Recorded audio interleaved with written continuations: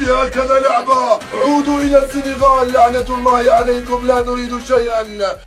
إخوان سبحان الله، العدالة الإلهية في أبهى حلة ديالها. السنغال كتقصى من كأس العالم وبنفس السيناريو اللي داروه لينا في المغرب. الماتش ترون وحبس أكثر من 7 ديال الدقائق، وواحد اللاعبين عس لهم قدام المرمى وما بغاش ينوض لهم من البلاصه منين يضربوا البيلانتي. هذا الشيء كامل باش يبرز اللاعبي ديال بلجيكا وما يخليهش يماركي، ولدرجه ان المذيع ديال بي ان سبور قال لهم الا ما نتيش غادي يجيو السيكوريتي يهزوك من تما. الماتش اصلا كان هربان، السنغال كانت رابحه ب2-0 حتى للدقيقه 85 وكل شيء قال السنغال دازت. ولكن بلجيكا في الاخر ديال الماتش غادي يزيروا ديال بصح، ماركاو الريمونتادا بلوكاكو وصحابه، جابوا التعادل 2-2 وجروا الماتش حتى للاشواط الاضافيه. وفي اخر دقيقه من الشوط الاضافي الثاني الحكم مشى للفار وعطى بيلانتي مشروع لبلجيكا، وهنا تمارك البيت اللي حطم الريكورد التاريخي كاكثر بيت معطل في التاريخ ديال كاس العالم.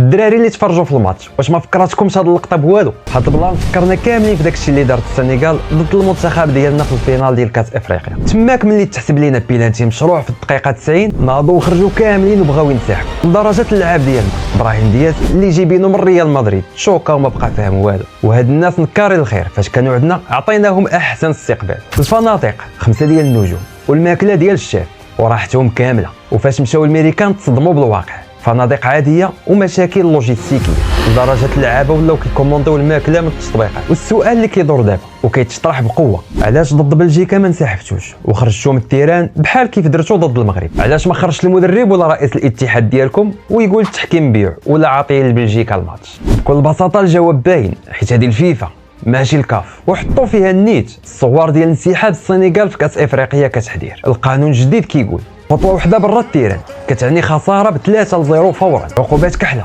كتوصل للحرمان من المونديال الجاي. تما السنغال ما بقاو عارفين ما يديروا، خافوا من الفيفا ودوزوها غير بالنعاس والتمطيط وسط التيران. ذنوبنا خرجات فيهم حرفيا، وداك البخ والتكبر الخاوي ديالهم طيحوه الارض. حتى الكونغو الديمقراطيه والعميد ديالهم سانشيل مبيمبا اللي تبورد على الركراكي في 2024 وقال علينا باللي حنا عنصريين، حتى هما تقصاو وخرجوا على يد الانجليز. هادو اللي كانوا كيقولوا باللي كاس العالم ساهل، والمغرب دار داك الانجاز غير بالزهر والصدفه، والظروف هي اللي عاوناتو في 2022. غير وصلوا للعب ديال بصح في المونديال وهما يتفرشوا كاملين. دابا عاد بانوا الاسياد الحقيقيين ديال افريقيا اللي كيوصلوا للمربع الذهبي بالعرق والقتاليه في التيران، ماشي بالبكا والانسحابات. بصراحه هاد النهايه وهاد السيناريو هاربين بزاف، الواقع بعض المرات كيكتب قصص حسن من الافلام. هذه هي العداله الالهيه في ابهى حل. ودابا قولوا لي انتم في التعاليق واش هاد البيلانتي كان صحيح ولا السنغال تظلمت؟ واش ذنوب المغرب خرجوا فيهم؟